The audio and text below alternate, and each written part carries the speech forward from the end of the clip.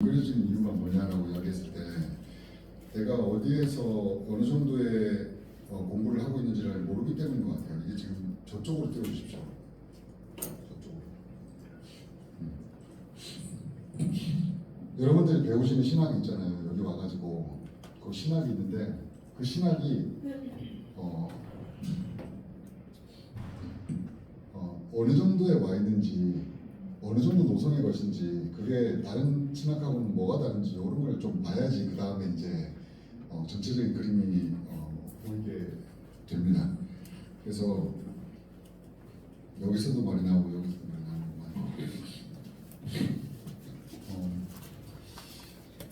우리는 지금 보험주의 노선에서 공부를 하고 있거든요. 그래서 여러분들이 신학을 할 때 조금 이해를 잘하려고 그러면 그렇지 않은 노선도 어떻게 되어가고 있는지 조금 이해하면은 전체적으로 신학 이해가 쉬워요. 그리고 갈등 가운데 있는 많은 것들 있잖아요. 신학적으로 갈등이 있는 것들도 이걸 이해하면 좀 갈등이 줄어드는 경향이 있습니다. 그래서 이제 오늘 그걸 잘 짧게 강의하려고 이야기를 했는데 이제 난제에서 잠깐 다뤘던 건데 왜냐하면은 구약개론, 신학개론, 구속방, 신속방 다 뭐 하려고 배우냐, 성경 해석하려고 배우는 거고, 조직신학 뭐 하려고 배우냐, 성경 해석하려고 배우는 겁니다. 성경 해석에서 도전하는 사람이 있으니까 방패로서 조직신학이 필요한 거예요. 교회에서 왜 배우냐, 성경 해석 관련해가지고 교회가 계속해서 주고받고 싸우고 왔단 말이에요. 그 역사를 우리가 배우는 거예요. 그러니까 결국 핵심은 뭐냐면은 결국 해석입니다. 어떻게 해석하고 어떻게 해석하고 이해하고 그리고 적용해서 살 것인가. 그게 이제 핵심적인 부분인 것 같아요. 근본주의, 자유주의, 복음주의라고 하는 거예요. 이게 그 20세기 이후에 개신교를 이해하는 데 있어서 굉장히 중요한 틀입니다. 그래서 그러면 동방중교회랑 카톨릭은 어떻게 하냐? 동방중교회는 근본주의, 자유주의, 복음주의라는 개념 자체가 없어요. 왜냐하면 거기는 전통이 세거든요. 전통과 제의가 세기 때문에 아예 필요가 없습니다. 이렇게 그냥 그 자체가 다 해석의 역할을 해줘야 합니다. 다른 해석들이 힘들어요. 카톨릭 성경뿐만 아니라 교회가 또 권위를 갖고 있기 때문에 교회가 그냥 해석을 해줍니다. 그렇기 때문에 근본주의, 자유주의의 갈등이 없어요. 그냥 바티칸 공회에서 결정된 그 해석이 그냥 기료, 진료, 생명인 거예요. 근데 개신교는요, 이게 조금 애매한 게 종교개혁이라는 걸 일단 했잖아요. 우리가 16세기 때 종교개혁을 하고 난 다음에 이거 올려드리겠습니다. 종교개혁을 한 다음에 종교개혁을 딱 했을 때 우리가 교회 권위 필요 없다 이런 거 면제고 이런 거 하면서 무슨 이런 거 하는 권인데 해석 제대로 하냐고 하면서 솔라 스크립투라를 가지고 왔잖아요. 그러니까 성경 해석만이 권위가 있다라고 이야기해가지고 성경 해석의 자유를 우리가 얻었단 말이에요. 그러니까 거기서부터 근본주의가 나오기 시작한 거예요. 자유주의가 나오기 시작하고 복음주의가 나올 수 있는 토대가 종교개혁에서 나왔습니다. 종교개혁이 없었다면 지금 자유주의도 없고 근본주의도 없고 복음주의도 없어요. 지금 카톨릭처럼 그냥 바티칸 공회에서 다음 공회에서 뭘 어떻게 결정할까 요것만 이제 신경 쓰면 되는 거예요. 근데 이렇게 해서 자유를 얻고 나서 18세기, 17, 18세기를 갖다가 이렇게 18, 19세기라고 되어 있는데 17, 18세기입니다. 17, 18세기 때 계몽주의가 나왔거든요. 이 계몽주의라고 이야기하면 그 전까지는 인간의 이성을 그렇게 중요하게 생각 안 했단 말이에요. 근대 철학이 시작됩니다. 이제는. 그래서 근대 철학이 시작돼가지고 인간 중심에 우리가 바라보는 것들, 도전되는 것들을 그대로 합리성을 받습니다. 이성을 받습니다. 그래서 그 당시에 인텔리들은 합리성 없으면 대화가 안 돼요. 대화가 안 돼요. 그렇기 때문에 당연히 성경이 가지고 있는, 교회가 가지고 있는 전통도 해석도 도전을 받는 게 당연한 겁니다. 계몽주의의 도전을 딱 받고 나니까 그 다음에 나온 게 뭐냐면 자유주의입니다. 자유주의. 그래서 계몽주의 도전을 받으니까 사람들이 인텔리들이 생각을 할 때 나는 종교가 어떻게 시작되는지 안다. 종교는 결국에는 무엇인가 무서운 것에서부터 시작되지 않냐. 깜깜하고 무서울 때 너의 두려움을 그걸 갖다가 정복하기 위해서 결국에는 네가 만들어냈잖아. 어떤 존재를 만들어내고 번개가 치는 걸 바라보면서 존재를 만들어냈잖아. 저걸 만든 사람은 어떤 사람일까, 어떤 분이실까 해가지고 신이란 걸 만들어내고 하등 종교부터 해서 고등 종교까지 이렇게 쭉 진화론적으로 발전된 거잖아. 라고 그렇게 생각하는 사람들은요, 기독교랑 대화를 안 해줍니다. 왜? 이 종교는 신이 물을 가지고 포도주를 만드는 그런 종교잖아. 홍해를 막 가르는 종교잖아. 말도 안 되는 소리 한단 말이에요. 그러니까 합리적으로 이해되는 것, 이해되지 않는 게 너무 많이 나오니까 성경 자체는 믿을만하지 못하다. 난 니들이랑 이야기 안 하겠다. 라고 이야기하는 그 당시에 인텔리들을 설득하기 위해서, 자유주의가 그 당시 사람들을 설득하고 대화하기 위해서, 그래 맞다, 네가 그렇듯이 홍해를 가르는 거는 결국에는 불가능한 거다. 인간의 이성으로는 불가능한 거다. 근데 실제로 불가능한 거를 빼고 보면은 성경이 말하고자 하는 게 보인다. 그렇게 한번 성경을 읽어봐봐. 그러면 그 가운데서 하나님이 이끄신 가운데 홍해 앞에는 홍해고 뒤에는 이집트 군사들이 쫓아오는 그런 상황에 하나님이 이끄신다는 것들, 그게 메시지야. 그 가운데서 우리는 무엇인가를 가지고 하나님께 나아갈 수 있다. 지팡이를 들듯이 모세가 믿음을 가지고 나아갔을 때 그 상황을 이길 수 있는 힘을 하나님께서 주신다는 그런 메시지가 그 뒤에 있는 거다. 그래서 기적을 조금 빼고 보면은 그 안에 주고자 하는 메시지가 있다. 그럼 기적은 왜 넣냐? 그 당시 사람들이 기적을 믿던 사람들이라서 그렇게 이야기하면 커뮤니케이션이 잘 됐다. 그래서 기적을 빼고 보면은 뭐가 보여? 성경에 뭔 메시지가 잘 보인다. 자, 목의 자유주의인데요. 이해가 되세요? 그래서 가나의 혼인잔치가 있잖아요. 그러면 물이 포도주 되는 게 말이 돼요. 화학공식이 바뀌어야 되는데 화학공식이 바뀌는 거는 과학으로도 증명이 안 됩니다. 오병이어가 질량 보존의 법칙이 바뀌어야 되는데 이게 지구 내에서 질량 보존의 법칙이 깨진 적이 한 번도 없어요. 이거 만약에 발견하면요 노벨상 받으실 겁니다. 절대 안 깨집니다. 근데 그때 깨졌잖아요. 깨졌다고 이야기하잖아요. 그러니까 자유주의자들은 말이 되냐 이게. 자, 이거 말도 안 되는 책. 근데 잠깐만 일로 와봐. 그래 이게 기적을 빼고 보자. 기적을 빼고 보면은 뭔가가 보인다. 물이 포도주를 만들었다가 핵심이 아니다. 그 핵심이 아니라 그걸 통해서 그걸 기적으로 이렇게 표현하면서 말하고자 하는 게 있다. 뭐냐라고 했을 때 뭐예요? 뭐죠? 잔치집은 기쁨이 있어야 되는 것. 그죠? 잔치집은 마치 그 하나님 나라와 같은 곳. 기쁨이 있어야 되는데 포도주는 기쁨의 상징이거든요. 성경에 나오는 포도주는 딱 양분돼요. 긍정적인 거, 부정적인 거. 기쁨의 상징입니다. 전도서 보세요. 포도주를 마시라고 네 부인하고 같이 가서 포도주를 마시고 흰 옷도 입고 빨아 입고 맛있는 것도 먹고 그렇게 인생을 즐기라고 이야기할 때 포도주는 긍정적인 거, 기쁨의 상징. 그게 끊어질 때가 됐는데 그때 어떻게 하나님은 이것을 기쁨이 끊어지지 않게 해주시는 분이다. 이 기적을 빼고 보면 메시지가 보인다. 다시 이야기하지만 그 기적이 왜 들어갔냐? 그 당시 사람들은 그렇게 하면 더 잘 알아먹으니까 이렇게 설명하는 트렌드가 예전에 있었다라는 것이죠. 그게 옳다는 말이 아니라요. 옛날에 그렇게 했다고요. 네, 그렇게 했다고 소시적에. 자, 여기까지 이해가 되셨죠? 그래서 소시적에 그렇게 해서 계몽주의 도전. 그래서 이게 뭐냐면은 이 자유주의라는 게 먼저 나왔어요. 근본주의보다는. 계몽주의 도전으로 자유주의가 먼저 나오니까 그러고 나서 해석을 하기 시작하니까 근데 그 해석의 특징이라고 하는 것들은 결국에는 이성, 지성, 합리성 이런 거란 말이에요. 그리고 성경을 텍스트로 보자 뭐 이런 거. 왜냐면은 어차피 안 믿는 사람들에게 텍스트로 보자 이렇게 이야기해야 말이 되니까. 그래서 결국에는 성경은 뭘 알려주냐, 신앙을 심어주고 윤리적으로 가르침을 주는 게 바로 성경이다라고 이야기하는 게 이제 그래서 그렇게 해서 그 성경의 생명력, 크리스찬의 생명력을 회복하기 위해서 자유주의가 나온 겁니다, 여러분. 이게 자유주의 사람들이 기독교를 파괴하기 위해 나온 게 아니에요. 그 당시에 사람들에게 합리주의로 해가지고 멀어지던 사람들에게 기독교에 등 돌리던 사람들을 대화를 해가지고 그걸 기적을 빼고 이야기하면 대화가 되니까 그렇게 한번 생각해보자. 예, 이렇게. 그래서 성경의 영감이라는 건 뭐냐? 이게 단어의 정확성이 아닌 뭐 윤리적 가르침과 영적 통찰력 이걸 주기 위함이다. 그 말은 단어의 정확성이 아니라는 게 단어는 기적을 이야기하고 있는데 그때 기적이 아니라 결국에는 윤리적 통찰력을 주려고 하는 거다. 자, 그래서 기적이나 교리 같은 초자연적인 것들 껍질을 딱 벗겨내고 나면은 결국에는 시대를 초월하는 윤리가 거기에 나오게 된다라는 거죠. 그래서 톨스토이 같은 사람들도 이 당시에 살았잖아요. 이걸 받아들였어요. 톨스토이가 신앙이 없어가지고 그런 게 아닙니다.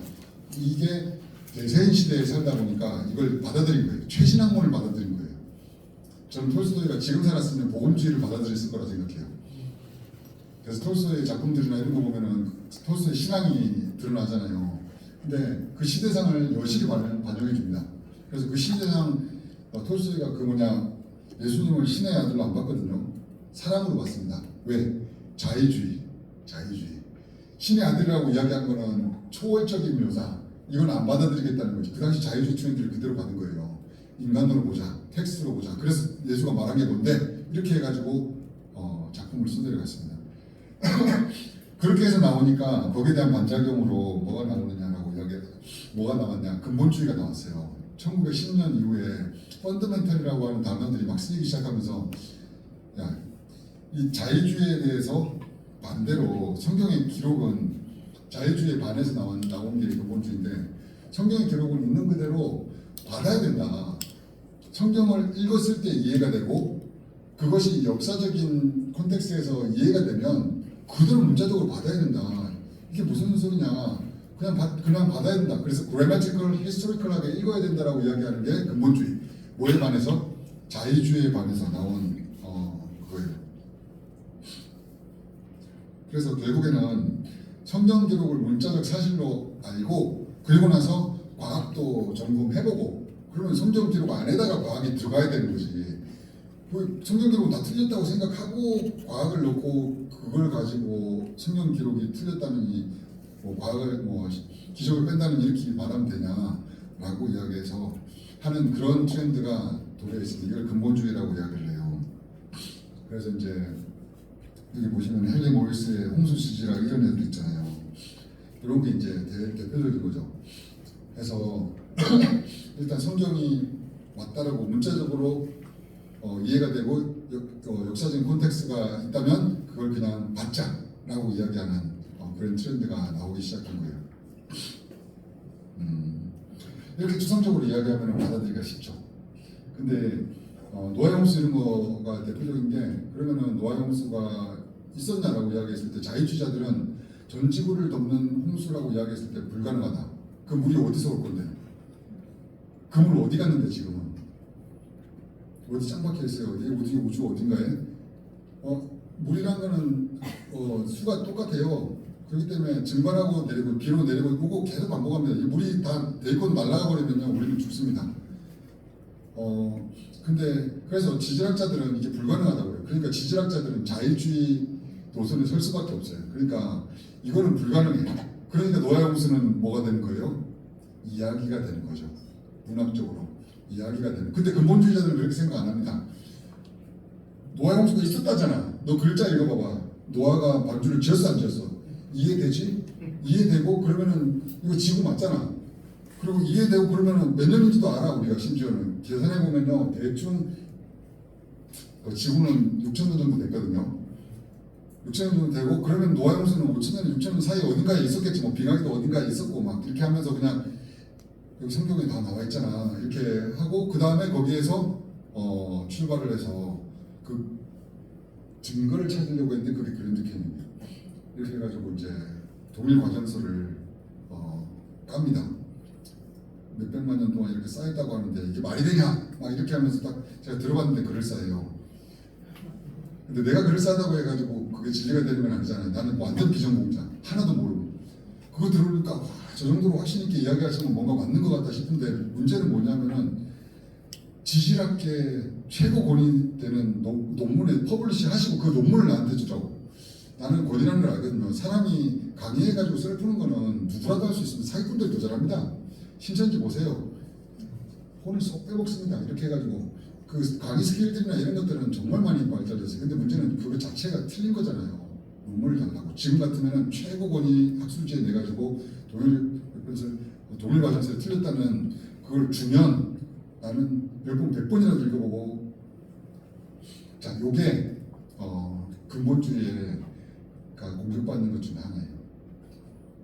오해무수가 있었으면 좋겠습니다. 저도 그 주시면 제가 신학교에서 매일 가르치겠다. 나올 때마다 이야기하겠다. 근데 그런 거 없대요. 제가 물어봤거든요. 그런 논문은 없습니다. 퍼블리시 안 해준대요. 근데요 여러분 그 학계가 지금은 합리적인 시대이기 때문에 증거만 확실하게 있고 그 증거를 증명할 수 있다면은 실증적인 방법으로 합리적인 방법으로 증명할 수 있다면 퍼블리시 해줍니다. 퍼블리시 해줍니다. 그게 근데 문제는 뭐냐면 마지막에 내가 이야기를 할 때 순환 논리예요. 이렇게 들어가고 이 모든 것들이 그러면 어느 논문에 있냐고 그러면은 아니 성경에 있다고 이렇게 이야기해요. 성경에 그럼 성경이 있는 게 그게 그거면은 아니 과학을 이야기하셨지 않냐고 좀 전에 과학 논문이 나는 있을 줄 알았는데 성경에 있다니까 거기에서 과학적인 증거를 좀 달라. 아니 성경을 안 믿으시냐 이렇게 되는 거죠. 그러면은 이게 어디에서 대화가 안 되는지 아시겠죠? 그리하여 그래서 저는 생각할 때 자유주의와 근본주의는 기본적으로 인간이 이렇게 발달해온 지성사에서 발달해온 그 족적이기 때문에 자유주의를 뺄 수는 없어요. 지금 우리는 무조건 합리적으로 생각하게 돼 있습니다. 여러분들이 생각하는 그 친구들 초등학교 중고등들 다 합리적으로 생각합니다. 그리고 질문합니다. 그리고 거기에 대한 답을 못 들으면요 불편해요. 그렇기 때문에 그냥 성경에 있으니까 믿어라 이렇게 한다고 해서 해결되는 시기가 아닌 거예요. 일단은. 그래서 자유주의적인 것들은 꼭 알아야 될 것 같아요. 이 한계를 가지고 어느 정도로 증명해낼 수 있는지가 알아야 되고 동시에 근본주의적으로도 그렇다고 신앙을 놓칠 수는 없잖아요. 아니 이 세상에 기적이 다 없다고 가정해버리면은 신을 왜 믿습니까? 하나님 나랑 비슷한 사람이라면은 나는 안 믿을 것 같은데 그냥 나를 믿으라고 할 것 같은데 그 나보다 뛰어나시고 나보다 더 많이 하시고 미래도 아시고 그리고 모든 걸 만드신 분이잖아요. 근데 그분이 뭐 홍해 물이 이렇게 포도주가 되는 거 이 정도는 장난이죠. 죽었던 사람 살리는 것 그 정도가 안 되면 신이 맞습니까? 라고 하는 근본주의가 장점이 있어요. 요거를 지켜줍니다. 요거를 지켜주는 장점. 자유주의로 시작해가지고 근본주의 장점도 같이 이제 받아야 돼요. 그래서 자유주의로 시작해서 근본주의로 가서 그 다음에 나오는 게 이제 복음주의입니다. 자, 그래서 여기서 이제 소식적에 약간 악몽을 깨워드리면 그 구석방 이런 걸 하면서 자료비평, 양식비평, 평집비평 막 이런 거 배우잖아요. 요거 자유주의가 쓰는 방법이에요. 요걸 텍스트로 보자. 그럼 텍스트가 어떻게 해가지고 이렇게 전승비평, 구전으로 이렇게 내려오는 걸 전승이라고 하거든요. 구전으로 내려올 때 어떤 삶의 정황이 있었냐, 어떤 상황에서 그렇게 이야기한 건데 뭐 이런 걸 재구성한다든지 이거 전부 다 자유주의적인 방법이에요. 마틴 노트나 이런 친구들. 그리고 자료표 그렇게 하다가 문서로 쓰였어. 문서로 쓰였을 때 뭐 JEDP 막 그러잖아요. 이거 자유주의가 쓰는 방법론이에요. 근본주의에는 안 받아들입니다. 모세가 썼다고 돼 있어 안 돼 있어 읽어봐봐 성경. 돼 있잖아. 왜 이래 지금 그냥 썼다니까 그냥 문체가 다른데요. 그러면은 그렇게 쓸 수도 있는 거지. 너는 성경을 안 믿냐 이렇게 되는 거죠. 아니 똑같은 이야기 두 번 쓰면 안 됩니까? 한 저자가 똑같은 이야기 두 번 쓰고 싶을 수도 있잖아요. 그죠? 근본주의. 네. 그리고 편집비평 해가지고 여러 가지 것들을 이제 이것들이 자유주의 방법론이에요. 뭔지 모르시는 분들은 패스하고 그 다음 나온 애가 복음주의거든요. 복음주의는 뭐냐면은 기본적으로 얘들아 싸우지 마 이게 기본 그거 같아요. 얘들아 싸우지 마. 그래서 이제 자유주의 애들한테는 일단은 여기서 보시면은 근본주의 같은 경우에는 합리적인 사고를 왜 안 해? 해야지. 근본주의 너희들도 좋은 것도 있는데 합리적인 사고를 해야 된다. 이렇게 하면서 근본주의를 까고요. 자유주의 같은 경우에는 결국에는 너희처럼 나오면은 교리라는 게 가능하냐? 진리라는 게 가능해? 어떤 게 신인데 그러면 네가 말하는 신은 어떤 건데 도대체? 초자연적을 다 빼버리면은 그럼 하나님이 아들을 보낸 거는 어떻게 이해가 될 거예요? 신이 있고 아들을 보내셨는데 십자가에 못 박히시고 부활하셨잖아. 다 좋은데 자유주의자들 다 해가지고 부활을 안 믿어. 말이 돼요 이게요? 부활을 안 믿는데 예수를 믿는다고? 난 조금 이상할 것 같아요. 왜냐하면 부활이 만약에 그냥 이야기라면 나는 좀 이런 쪽에서는 근본주의인 것 같아요. 부활이 이야기라면은 말이 안 돼요. 왜냐하면 나도 부활할 거라고 그러잖아요. 그게 소망인데 나는 다시 태어나가지고 부활한 몸을 가지고 우리 아들이랑 같이 이야기도 할 건데 아니 그러면 그게 다 이야기야. 그냥 죽는 거였어. 알고 봤더니 예수님 돌아가신 거 안 부활하신 거예요. 그렇다면은 결국에는 믿음에 대한 근거도 너무 약해지는 거잖아요. 그리고 신약에 있는 모든 기적들이 전부 다 이야기라고 해버리면 그래서 비신하고 해버리면은 아니 그러면 예수님이 그 정도 능력도 없는 거야. 그러면은 무리를 걸으셨기 때문에 이분이 누구신가? 메시아다. 이거잖아요. 아니 죽은 자를 살리셨기 때문에 이분이 누구신가? 메시아다. 하나님의 아들. 아니, 이 기적들하고 전부 다 정체성하고 연결되어 있는데 이 기적들이 다 빼고 지어낸 거라고 이야기하면 예수를 믿을 필요가 없죠. 복음주의는 이렇게 자유주의도 깝니다. 그래서 기본적으로 복음주의는 야, 너희들 머리를 써. 근본주의한테 머리를 써 하고 자유주의한테는 니들만 맞다고 하지 마. 니들 이해는 가. 합리적으로 생각할 수 있어. 하지만은 한계가 분명해. 즉 근본주의가 가지고 있는 도구마까지 너희들 좀 못 가잖아. 신앙 있어? 이리 와가지고 같이 이렇게 그렇죠. 기도해보는 거죠.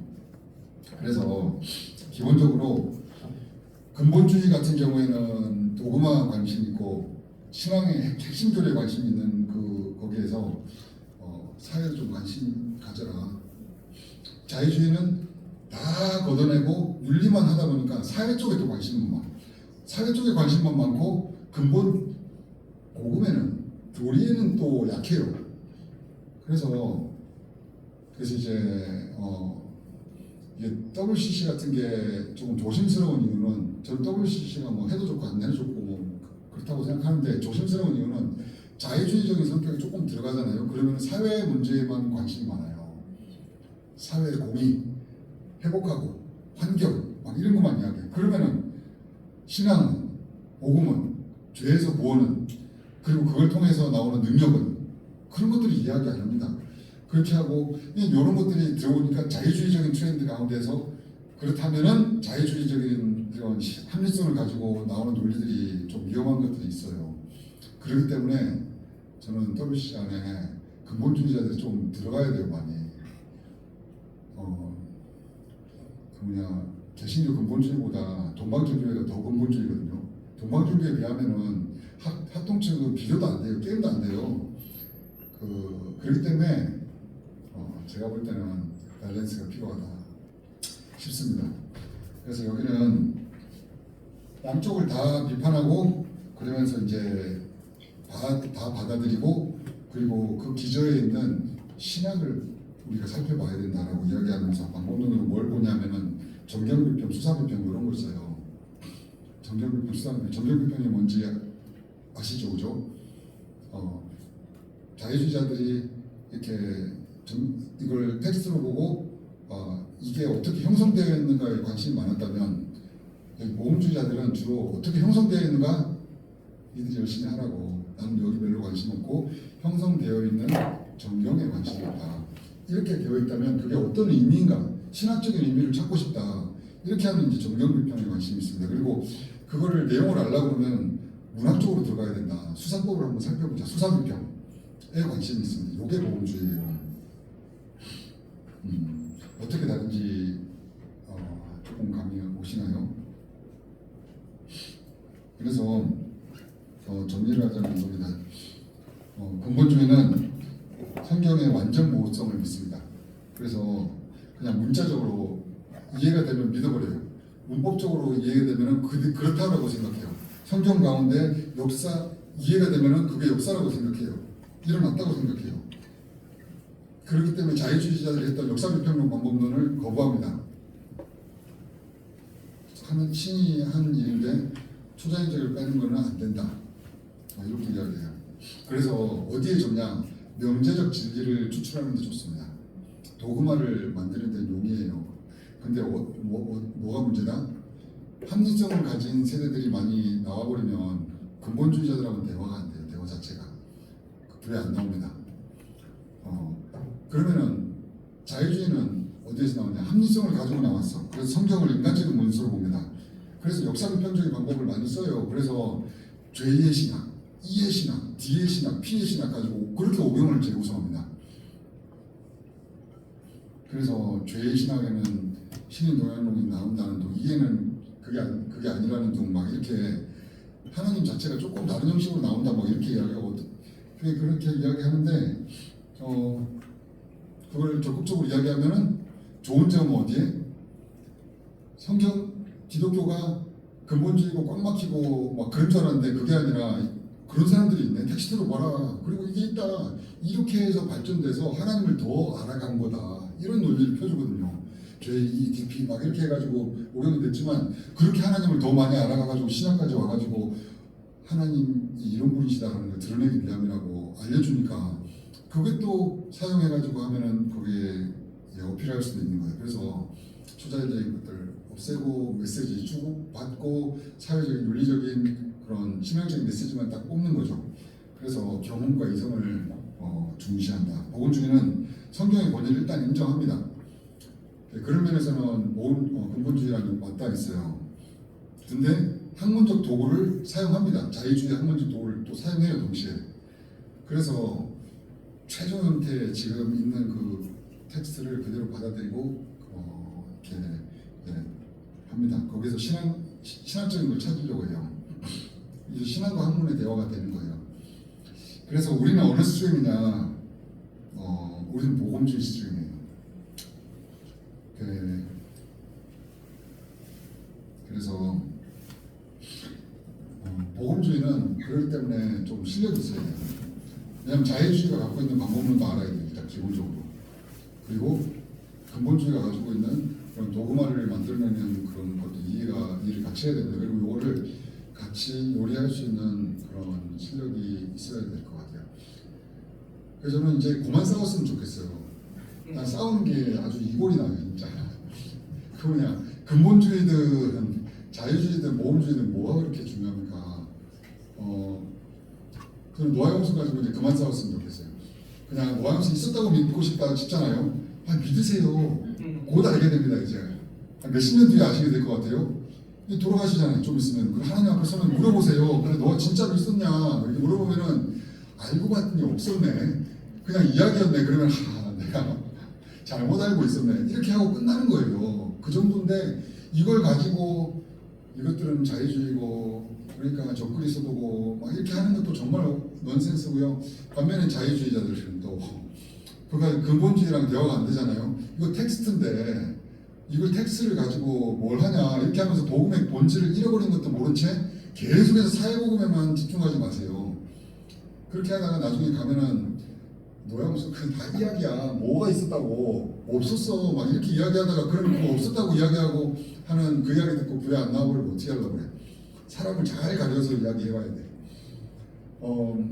그래서 자유주의 요 방법은 어떤 친구들한테 써야 되냐면 사람의 성향이요.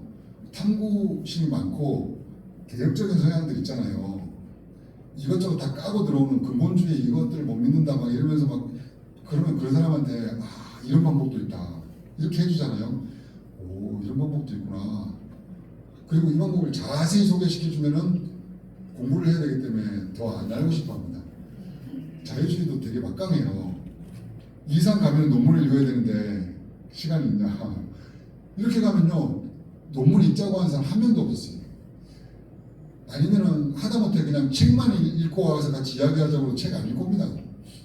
방법을 알고 소개해 주잖아요. 그러면은 그거 가지고 가려운 것이 읽어져요. 그러면은 인간의 텍스트로 볼 수도 있고 하나님이 역사하신 가운데 볼 수도 있다면 그 가운데에서 필요할 때마다 긁어주면 됩니다. 굳이 막 어떤 권사님이 계셨는데요. 자기 남편이 맨날 싸운대요. 뭐 가지고 싸우느냐. 제가 어느 교회 강의를 갔더니 언제 그 권사님 만났거든요. 그 권사님이 그렇게 이야기하셨어요. 자기는 오경 가지고 하고 남편은 너무 싸웠다고. 그 남편이 주로 자유주의 책을 읽으시는 분이에요. 교회는 안 다니죠.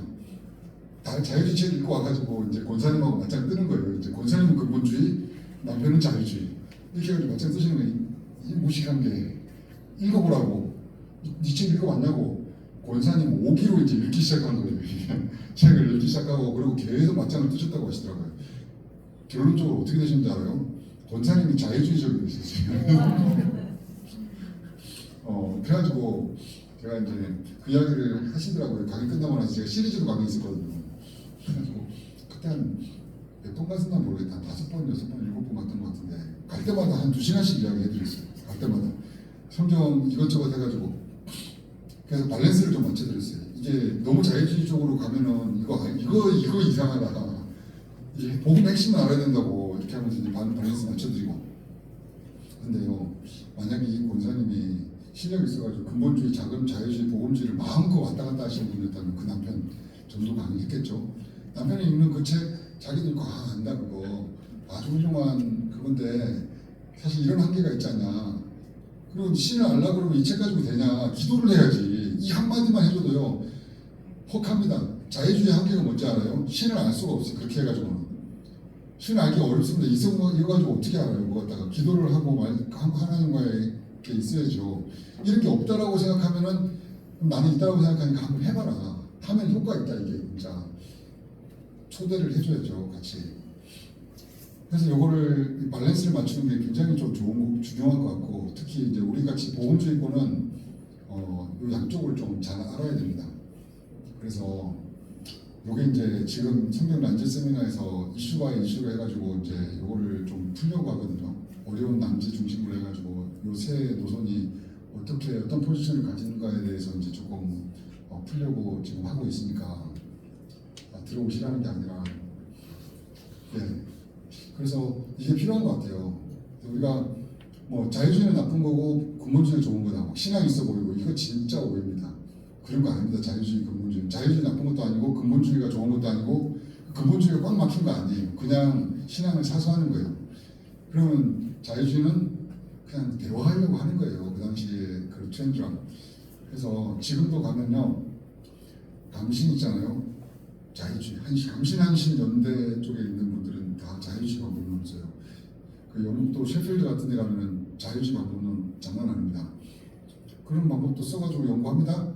그리고 또 근본주의 방법론도 씁니다. 어디에 가면은 그렇죠. 웨스트민스터나 스텔렌보시나 이런 데 가면은 근본주의 방법론을 씁니다. 그리고 달라스 같은 데 가보세요. 세대주의적인 약간 근본주의 냄새나는 그런 방법론을 써요. 그리고 보험주의 신학교 한번 가보십시오. 밴쿠버에 있는 그 레진 칼리지나 이런 데 가보시면 보험주의 방법론을 씁니다. 근데요, 우리가 여기에서 하나 확실한 건 뭐냐면은 역사적으로 봤을 때 이게 다 나왔는데 역사적으로 왜 나왔는지 이해가 다 되잖아요. 근데 싸우면 무조건 지는 거예요. 싸우면 지는 거예요. 서로 헐뜯으면 지는 거예요. 사랑 안 하면 지는 거예요. 이 모든 걸 통해서 뭘 하라고 주신 거예요? 성경을 사랑하라고 주신 거잖아요. 하나님 나라를 누리라고, 생명을 누리라고. 근데 그 노아 홍수 때문에 막 적돌해가지고 막 학자들이 막 저 자유주의 저것들을 진화론자들이라고 막 이렇게 이야기해보면 이렇게 하면은 진짜 나는 보험주의자인데 제가 창조과학회 강의 갔더니 겁나 은혜를 받아놓고는 강의 때 은혜 받았어요. 학문적인 거 싹 빼고 해가지고. 근데 나중에 24시간이 아니 그 용이라고 이야기한 게 하루가 24시간이냐 그 질문 해가지고 그 다음에 뭐 그럴 수도 있고 아닐 수도 있다 이렇게 대답했다가 진화론자 됐잖아요. 이런 건 하지 말자고 좀. 나는 진화론자 아닙니다 여러분. 참고로 하나님이 나를 알아요. 내가 누군지. 그리고 날 좋아하신대요. 그리고 제가 이런 프라이드는 있거든요. 왜냐면 나로부터 나오는 게 아니에요. 하나님으로부터 나오는 거기 때문에 자랑할 수 있어요.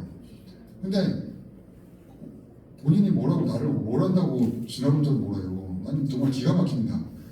그래서 되게 웃긴 게 뭐냐면은 나는 영적인 경험들이 좀 있거든요. 그래가지고 하나님 나를 어떻게 생각하는지 너무 잘 아는데 막 가끔씩 단톡방에서 이렇게 이야기하잖아요. 그리고 겁나 막 기도하시고 막 응답받는 거 막 이야기하시는 분들이 계시거든요. 그러면 내가 가끔씩 이제 조금 너무 오른쪽으로만 가면 안 되니까 코스 커렉션을 좀 해드리거든요.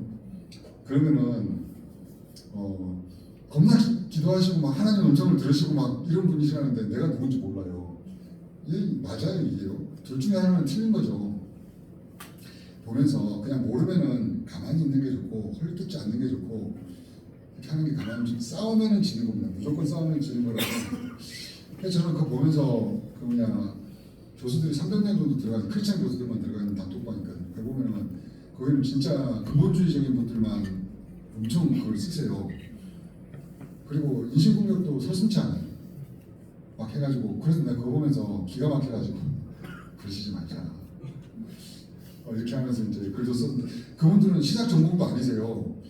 근데 신학 전공도 안 하시는 분이 뭐 어떻게 해가지고 나머지 분들을 다 끌고 가세요. 이제 장님을 끌고 가는 분이. 그래가지고 내가 좀 귀찮긴 하지만은 가끔씩 글을 올리곤 하거든요. 지금은 안 합니다. 지금 좀 안 한 지 됐어요. 별로 안 좋아하더라고요. 근데 안타까운 게 뭔지 아세요? 교수들, 크리스찬 교수들도 성향이 근본주의 있고 보험주의 있고 자유주의 있잖아요. 보험주의, 자유주의 교수님들 다 나가버려요. 그때 지금 들어온 사람들만 다 했으면 지금 한 500명은 됐을 거예요. 150명 남아있잖아요. 다 나가버렸어요. 그렇게 자꾸 까니까 근본주의 쪽에서 딴 걸 까니까 뭔지도 이해를 못하면서 계속 가요. 그러면은 교수들은 안 싸우거든요. 조용히 어떤 분이 그 이야기를 장문으로 쓰셨어요. 얼마 전에 내가 지금까지 한마디도 안 하고 계속 들었는데 그게 맞는 거냐고. 어떻게 그런 식으로 이렇게 하면서 나는 나간다고. 나 같은 사람이 나가면 어쩌고 저쩌고 해서 내가 그래가지고 바로 뒤에 올렸어요. 나가지 마시라고. 교수님 같은 분이 이 방에 필요하다. 수도 없이 나갔다. 안 나가시라고 안 나가지고 계시거든요. 밸런스를 잡아줘야 되고 대화하는 법을 몰라요. 비난합니다. 비난해요.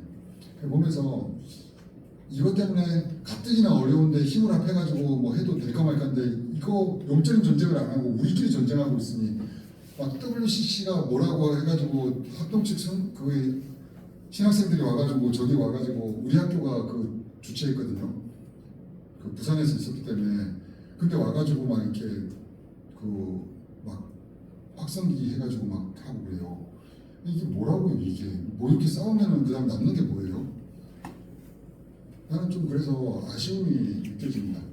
싸우면 지는 건데 이미 많이 싸웠어요. 이제 그래서 상처 받을 만큼 받고 줄 만큼 주고 이래서 더 이상 수습이 불가능할 정도의 그런 상황인 것 같아요. 그래서 지금이라도 정신 차리자라고 이야기하고 싶어요. 그리고 솔직히 이제 이게 결론인데 여러분들은 근본주의입니까? 자유주의입니까? 보호주의입니까? 라고 했을 때 그렇죠?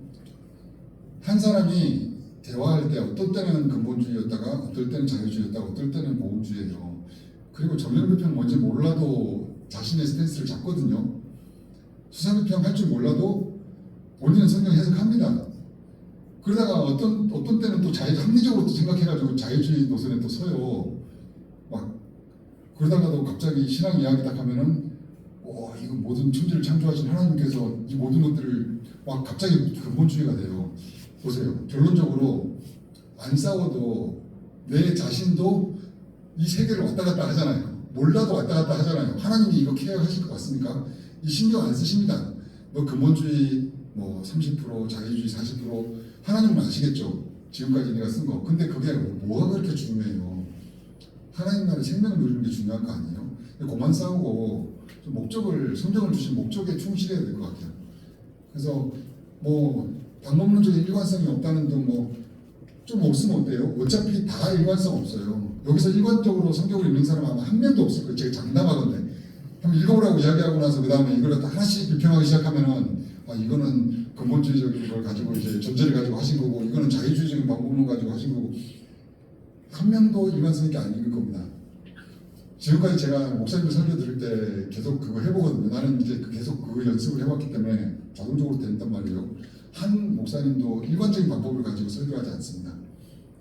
왔다 갔다 하십니다. 그리고 한국교회는 전반적으로 근본주의고 신학은 근본주의, 기도하는 것은 복음, 가버넌스는 작동입니다. 한국교회 끝. 근본주의, 자유주의 별로 안 중요해요. 더없이 안 중요하고 생명을 누리세요. 오늘 가셔서 생명을 누리시면 그게 WCC보다 100배 좋습니다. 그거 가지고 까고 적그리서 할 필요도 없고 그런 것 같아요. 여러분, 여기까지 이제 제가 이야기를 했는데 이 세 가지가 우리 같이 갖고 있기 때문에 요거는 이야기를 예수님 근본주의일까요? 자유주의일까요? 복음주의일까요? 예수님의 해석, 바울의 해석, 오경에서 주는 거 제가 찾아봤거든요. 근본주의, 자유주의, 복음주의가 아니에요. 다양한 해석을 사용하십니다. 다양한 해석을 사용하세요. 그래서 나는 볼 때 일관성 있게 한 해석만 해야 된다고 이야기하는 것도 되게 비논리적이라고 생각해요. 성경적인 설계. 바울은 타이포로지도 사용했고요, 알레고리도 사용했어요. 문자적인 해석도 했습니다. 예수님도 동시에 마찬가지예요. 다 같이 사용했는데 왜 우리는 근본주의라고 해가지고 근본주의 해석만 해야 되고, 자유주의라고 자유주의 해석만 해야 되고, 보험주의라고 보험주의 해석만 해야 돼요? 그게 아니라 근본주의가 사람을 살릴 것 같으면 근본주의로 해가지고 사람을 설득해서 기도의 자리로 끌 것 같아요. 자유주의가 사람을 살릴 것 같으면 이성의 갈망을 채워줄 것 같아요. 그렇게 생각하는 사람이 있다고. 실제로 이런 사람이 해가지고 책도 쓰고 읽어보라고 해줄 것 같아요. 그리고 나서 오면은 같이 하면서 기도의 자리를 끌 수 있잖아요. 결국에는 하나님 만나는 거는 기도하고 말씀 읽고 그대로 살면서 하나님 나라 누리는 게 핵심이잖아요. 복음주의 좀 어렵잖아요. 스펙트럼이 넓고 방법론이 이렇게 그렇기 때문에 복음주의 초대해서 하는 것도 가르쳐주고. 그래서 저는 볼 때 굳이 한 방법론을 쓰지 않아도 된다라고 생각하는 사람이에요.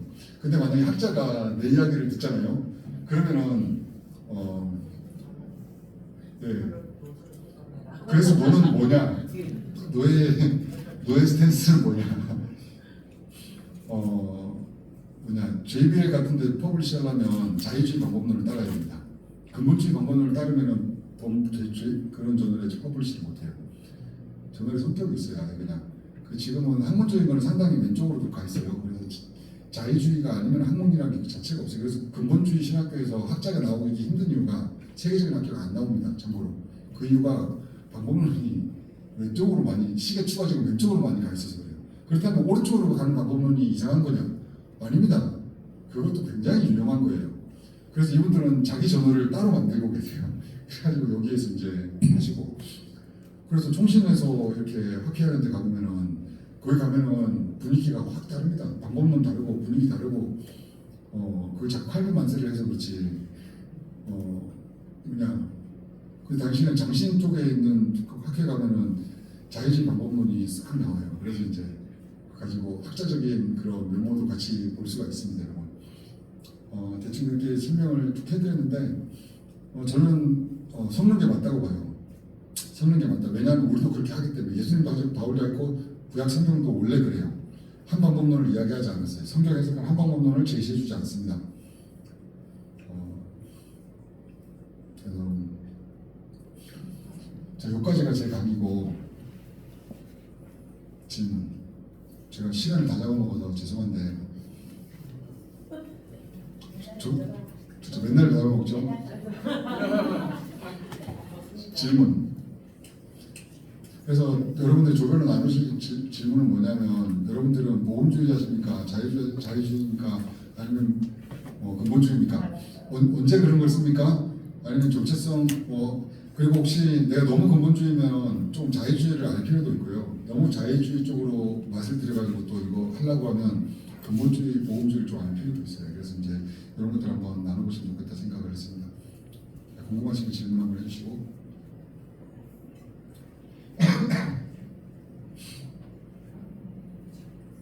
근데 이게 그렇죠. 쓸데없이 이거 이 안으로 들어가면 늪이거든요. 이게 이해도 힘들고요, 빠져나오기 힘들어요.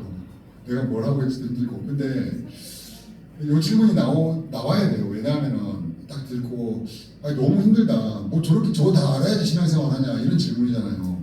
몰라도 됩니다, 여러분. 몰라도 돼요. 근데 여러분들 이제 신학생이니까 큰 흐름은 알아야 돼요. 계몽주의 이후에 아니면 종교개혁 이후에 해석의 자유를 얻었다. 그 자유를 가지고 드디어 해석할 수 있는데 계몽주의의 합리성의 도전이 왔다. 그때 반응한 게 자유주의다.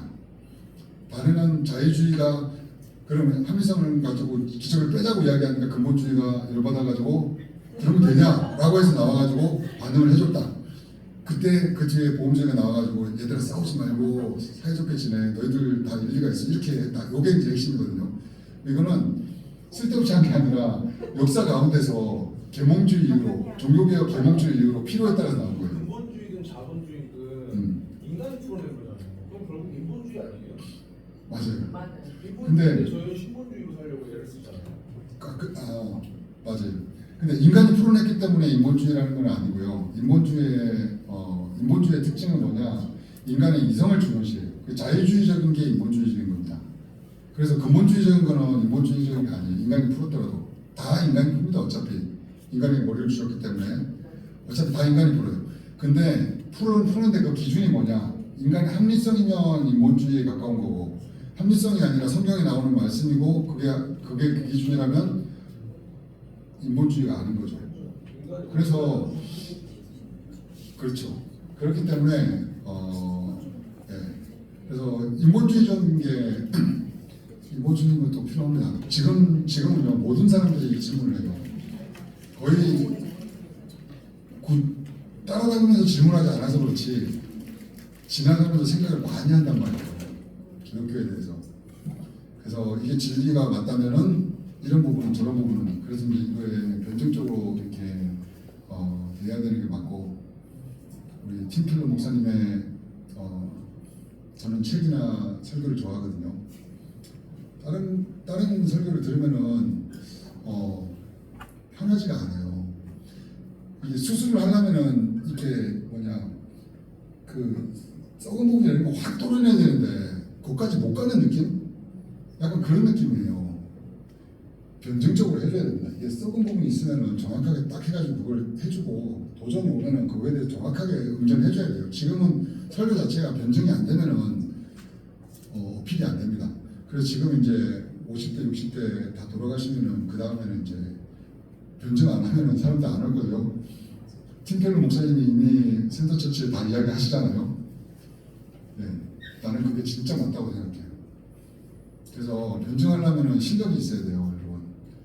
그래서 해석학적인 방법론도 좀 잘 알아야 되고요. 조리신학도 자기가 어느 정도 스탠스에 와 있는지, 포지션이 와 있는지 확인해야 되고, 그리고 그 가운데 대화를 하면 어느 정도 대화가 가능한지도 확인해봐야 됩니다. 그렇게 했을 때 변증이 가능하죠. 그리고 상대방의 마음을 만지실 수 있는 것도 가능하고, 거의 상담이라고 보시면 돼요. 이거는 변증하면서 상담하는 거, 공감해주는 거. 상대방이 자유주의적인 질문 가지고 괴로워요 막 이렇게 하면은 아 그러냐 나도 괴로워봤다 이렇게 하면서 아 그 질문하면 이런 답이 나오는데 넌 어떻게 생각했는데 하면서 이제 공감해주는 거잖아요. 저는 자유주의가 맞다고 생각하지는 않아요. 한계가 있어요. 근데 공감해줍니다. 그럼 일단은 그거에 대해서는 더 이상 그게 괴롭히지가 않아요. 그래서 이제 양쪽 다 사용할 수 있어야 된다. 그리고 지금까지 이제 경험해본 바로는 근본주의나 자유주의로 가는 거는 DNA에 박혀 있는 것 같아요. 그냥 내가 왜 자유주의일까? 이게 마음에 들까? 그냥 그렇게 태어나서 그래요. 이거는 과학적으로 증명은 안 되는데 저는 그렇게 생각해요. 그냥 그렇죠. 그쪽에 관심이 있는 사람들이 족속들이 있어요. 하나님이 그렇게 만드신 족속들이 있는가 봐요. 사회 문제에 관심을 가지게 왼쪽으로 만드신 분들이 있는 것 같아요. 이렇게 우찌무라 간조부터 시작해가지고 유형과 함석권 해가지고 쭉 내려오는 그분들 내가 볼 때는 나중에 DNA 검사해가지고 이렇게 과학이 발전해가지고 딱 보면 아 왼쪽 DNA가 있었다 나올 수도 있습니다. 그건 내 개통체각이고. 그래서 여러분 오른쪽에 있는 게 본인이 선택한 믿음이 아닐 수도 있습니다. 그냥 그렇게 태어나서 그럴 수도 있어요. 그러면 어떻게 되냐? 싸우면 안 되죠. 싸우면 안 되고 같이 대화하면서 풀어가면서 이게 이제 하나님이 우리에게 원하시는 게 아닌가. 헬라인과 유대인과 싸우지 말라고 이야기하잖아요. 에베소서 보면 둘을 하나로 만들기 위해서 십자가에 돌아가셨다고 이야기하는 것처럼 이게 싸우지 않는 게 핵심인 거고 그렇게 해야 되는데 지금은 이제 조금 아쉬움이 있다.